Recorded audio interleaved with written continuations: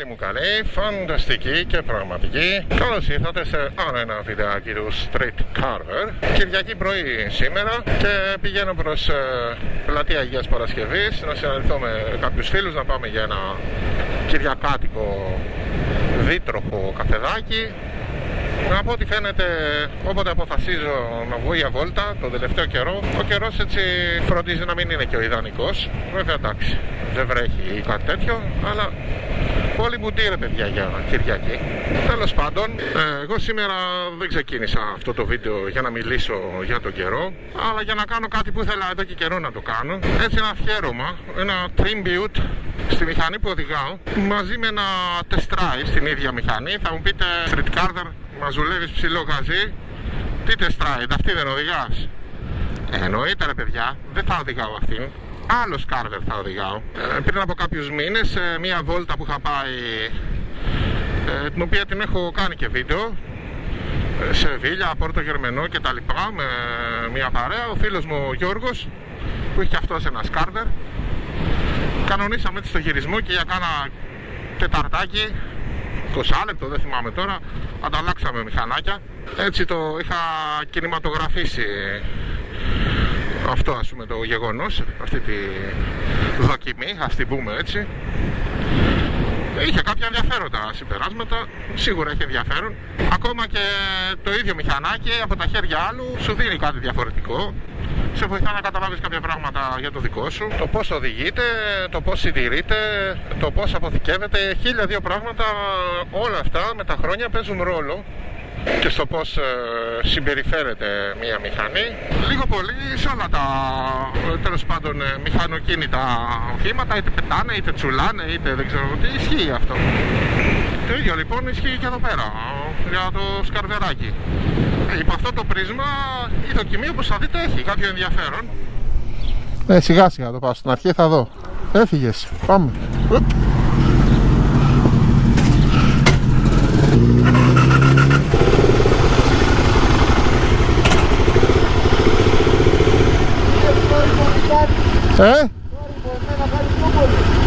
Η εξάρτηση, ναι.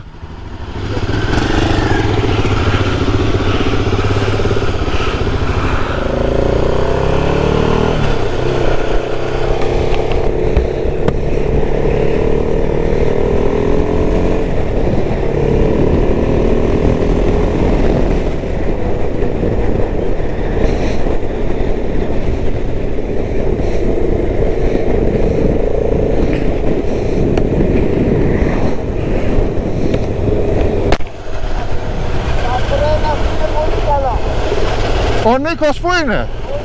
Ο Νίκος που είναι? Α, έφυγε. Πάμε να το ανοίξουμε λίγο, θα σου πω μετά.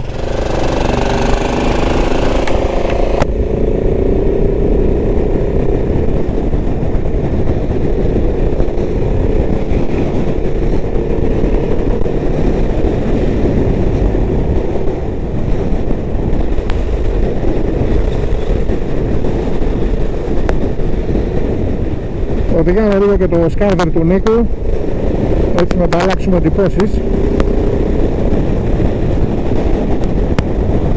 Βέβαια είναι μοντέλο του 2005 αυτό.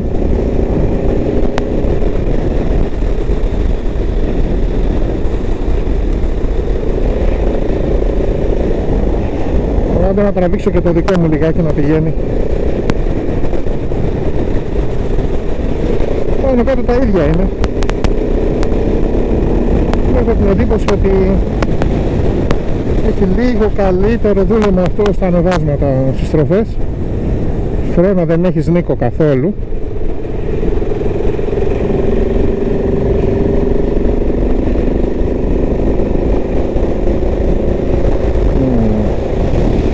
Στα χαμηλά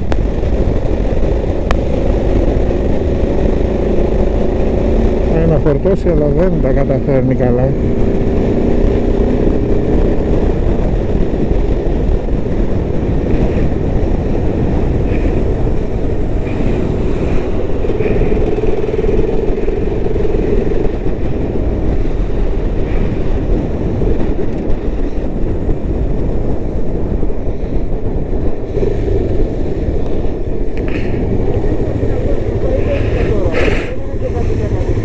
Για το Νικολές.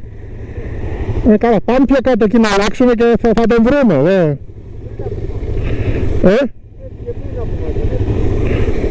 Πάμε να σταματήσουμε, θα μας βρει άμα είναι.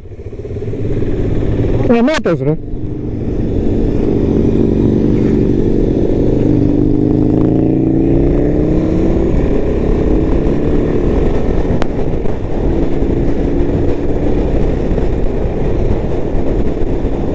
Βανάκι σου και πάει ψιλομεσαίες. Στο φόρτωμα από χαμηλά λιγάκι έχει ένα μικρό λόξιγκα. Τώρα αυτό δεν ξέρω γιατί τον έχει, αλλά δεν είναι και τίποτα τρομερό. Τα φρένα σου θέλουν οπωσδήποτε service, δεν ξέρω γιατί, αλλά δεν έχεις φρένα, φίλε.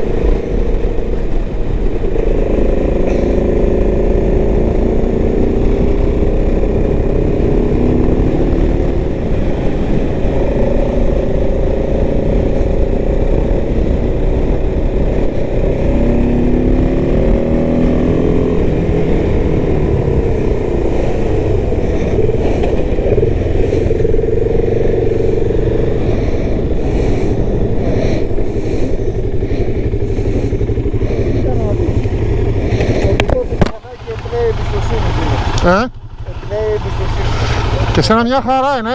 Είναι πολύ πιο τράχη το στασμά το δικό μου. Εμένα πολύ καλύτερο. Ναι, καμία. Κάτι δεν πάει καλά. Ένα πολύ μικρό λοξιγκάκι έχει. Δεν είναι ότι κολώνει κάτι. Τα ακούς. Δεν το νιώθεις όμως. Δεν σου. Το λοξιγκάκι αυτό. Το λοξιγκάκι τον έχει. Πολύ μικρό όμως, εντάξει. Πάντα. Μπορεί να είναι και το φίλτρο της βενζίνης. Το έχεις αλλάξει ποτέ? Πέρα βέβαια από τη δοκιμή, σήμερα θα ήθελα να σας κάνω έτσι και να σας βάλω ένα ένιγμα. Πείτε μου λοιπόν, τι μοιάζει ταυτόχρονα με Alien, με Δελφίνι και με Καμιλοπάρδαλη? Τι είναι μοναδικό στο είδος του? Τι είναι κάτι που αγαπήθηκε από το δημιουργό του πάρα πολύ, αλλά από το κοινό στο οποίο απευθυνόταν ελάχιστα? Ποια είναι μία από τις πιο μυστηριώδεις μοτοσικλέτες που κυκλοφορούν, παρότι δεν είναι και τόσο παλιό μοντέλο. Εντάξει, καινούριο βέβαια δεν το λες. Για όσους δεν με παρακολουθείτε, και είναι το πρώτο σας βίντεο, ή για όσους ήδη την οδηγάτε και το βλέπετε γι' αυτό, θα έχετε ήδη καταλάβει. Φυσικά είναι η μηχανή που οδηγάω, το BMW F6.5 CS Scarver. Άλλο ένα από τη σειρά των 6.5, μια διάδοχος του Funduro, ουσιαστικά το ίδιο μοτέρ αλλά βελτιωμένο, βελτιωμένη κεφαλή, αλλαγμένο κυβότιο, με ψεκασμό και με κάποια μοναδικά στοιχεία. Το συγκεκριμένο, πέρα από το φιουτσουριστικό design, το οποίο το είχε κάνει το τότε CEO της BMW. The new F650 CS. You've never seen anything like this before. A typical BMW. Engineered, innovation, beautiful. The thought that goes into it, the engineering that goes into it, you can see it even from there. A very unmistakable face, even down to the detailing in the windscreen. You'll find its name imprinted there. The side flowing lines, strength in the front, a chopped off rear end, very tight, very sporty. Look at details. 100% engineering, a one-sided swing arm with belt drive, but look at the power in that shape. Typical BMW. Tie downs in the back that aren't just functional but look cool too. Translucent, good looking, flowing lines along the svelte, along the sensuous waist, along the side to the tie downs in the front. Things to strap down in the front, in the back, take along what you want in any fashion you want. For new customers, new ways of getting around town, a new look. Function, but not just function for function's sake. Function can look good. Look in the details. Parts like this in translucency. Translucent parts, like maybe your watch, architecture, but you've never seen it in a motorcycle before. Colors. You can pick and choose. We don't tell you which combination you can have. We offer colors that fit together, that work together, that let you decide what statement comes out. Oranges with blues with other colors on the way. And one thing is something as unusual as this, unique as this, a gesture, a shape, a feeling like no other, and it's still a typical BMW. The new F650 CS. You've never seen anything like it. Σχεδίασε αυτή τη μηχανή σαν concept bike και σχεδόν 99% έτσι βγήκε και στην αγορά. Γι' αυτό ίσως και φρέκαρε το κοινό του 2003 που ακόμα ήταν πολύ συντηρητικό. Αν και γενικά όλοι οι μοτοσυκλετιστές είμαστε κάπως συντηρητικοί. Και τώρα φτάσαμε να δούμε, είναι κανείς άλλος εδώ ή είναι ο Θανασάκος? Τα υπόλοιπα σε λίγο. Συνεχίζουμε λοιπόν τη βολτούλα. Πάμε προς Νέα Μάκρη για ένα καφεδάκι. Και εγώ συνεχίζω να μιλάω λοιπόν εδώ για την πιστή σύντροφό μου επί 12 συναπτά έτη. Μια μηχανή που ποτέ δεν της έδωσα όνομα γιατί ήταν πάντα το Σκάρτερ. Τέλος πάντων, όπως έλεγα, αυτή η μοτοσυκλέτα έχει πάρα πολλά μοναδικά στοιχεία. Παρότι μπροστά από την εποχή της, σαν design και σαν σύλληψη, ουσιαστικά ήταν μια λύση ανάγκης τότε για την BMW, η οποία την εποχή που ήταν πολύ της μόδας τα μεγάλα μονοκύλινδρα, ενώ τα μεγάλα νεανικά σπορ μονοκύλινδρα, δεν είχε να παρουσιάσει κάτι. Τότε τα Funduro και 50 ύπη γενικά ήταν ό,τι είναι τώρα οι 100 ύπη περίπου και τα 900 τάχα μου της μεσαίας κατηγορίας. Έχοντας λοιπόν αυτόν τον πολύ καλό κινητήρα, μπορώ να πω, διαθέσιμο, του έκανε τις απαραίτητες αλλαγές και το προσάρμοσε σε αυτό το πολύ ιδιαίτερο σχέδιο, το οποίο κανένας δεν πολύ συμπάθησε. Η ιδέα τους λοιπόν ήταν με βάση αυτό το μοτέρ, με κάποιες μικρές αλλαγές, να παρουσιάσουν και αυτοί ένα γρήγορο νεανικό μονοκύλινδρο. Η διαφημιστική του καμπάνια το έκανε αυτό προφανές. Let's do it.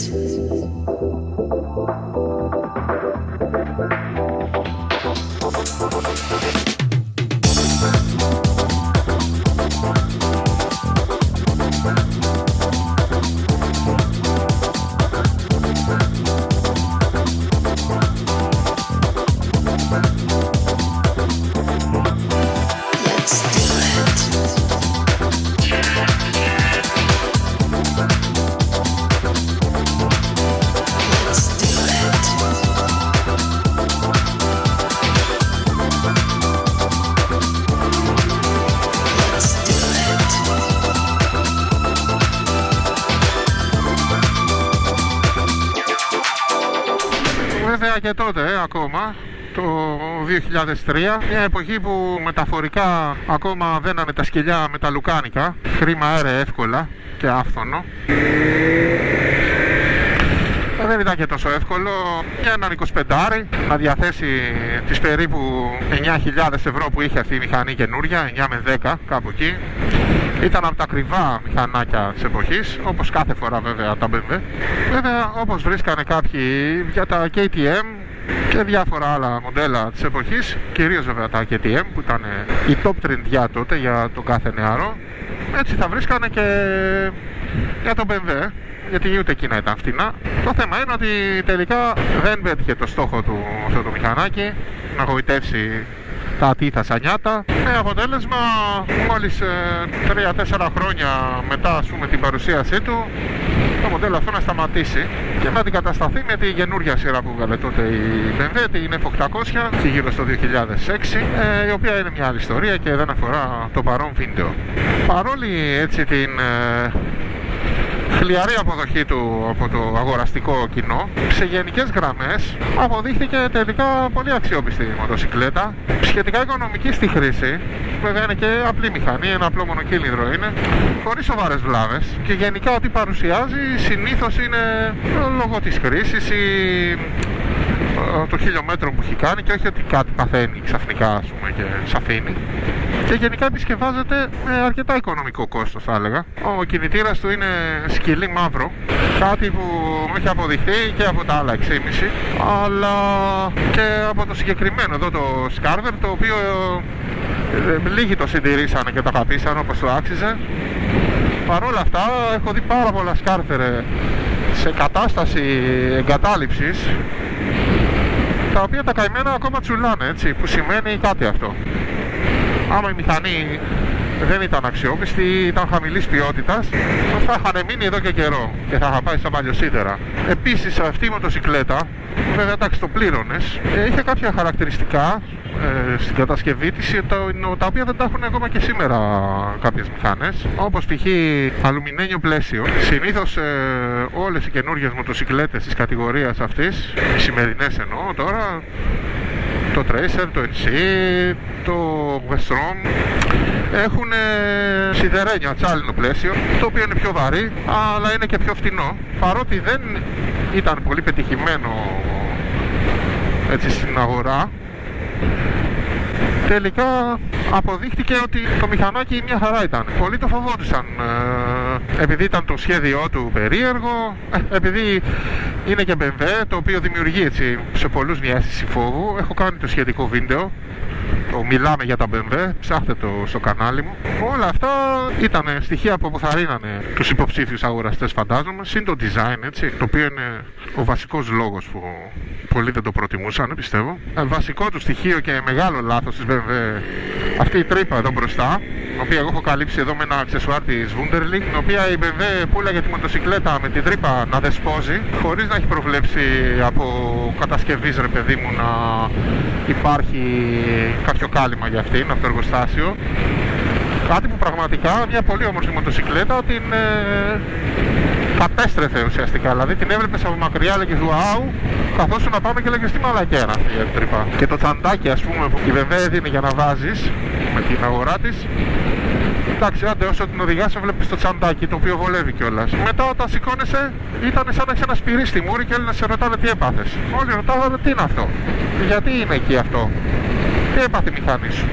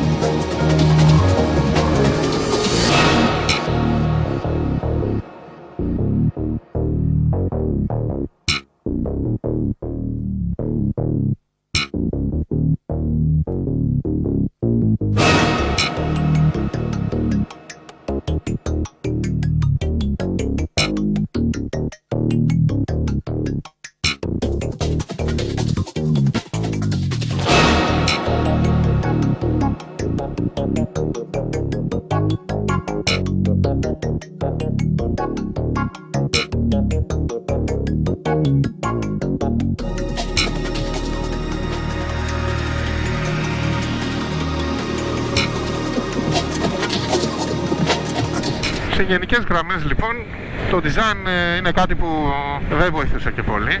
Να πω την αμαρτία μου, εντάξει, εγώ προσωπικά ακόμα τη γουστάρω να τη χαζεύω. Το 90% των ανθρώπων που τη βλέπουν, το μόνο που τους προκαλεί είναι η περιέργεια. Συνήθως δεν θέλουν να την ξαναδούν.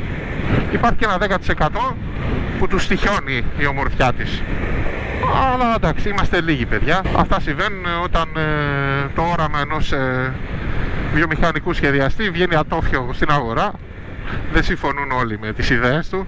Ένα ακόμα στοιχείο το οποίο σίγουρα έχει αποθαρρύνει πάρα πολλούς από το να προτιμήσουν αυτή τη μοτοσυκλέτα είναι το σύστημα μετάδοσης που έχει, που είναι και μέρος της ιδιαιτερότητάς της, διότι το Scarver είναι μια μηχανή μοναδική στην ιστορία της μοτοσυκλέτας. Είναι η μόνη μηχανή που έχει κυκλοφορήσει στην αγορά, η οποία συνδυάζει μονοκύλινδρο κινητήρα, μονόβρατσο ψαλίδι και ημάντα. Αυτός ο τελευταίος είναι που πολλούς τους τρόμαζε. Εντάξει, δεν είναι να τους κατηγορήσει, το 99% των μοτοσυκλετών αλυσίδα έχουν. Η αλυσίδα είναι φτιαγμένη από μέταλλο, λογικό είναι. Ο άλλος όταν βλέπει κάτι που δεν είναι μεταλλικό, είναι από ένα υλικό θεωρητικά πιο ευπαθές, να φοβηθεί λιγάκι, να πει τι είναι αυτό τώρα. Κι άμα κοπεί, κι άμα κάνει, κι άμα ράνει. Οπότε σίγουρα η μάντα ήταν γι' αυτό σε ένα στοιχείο.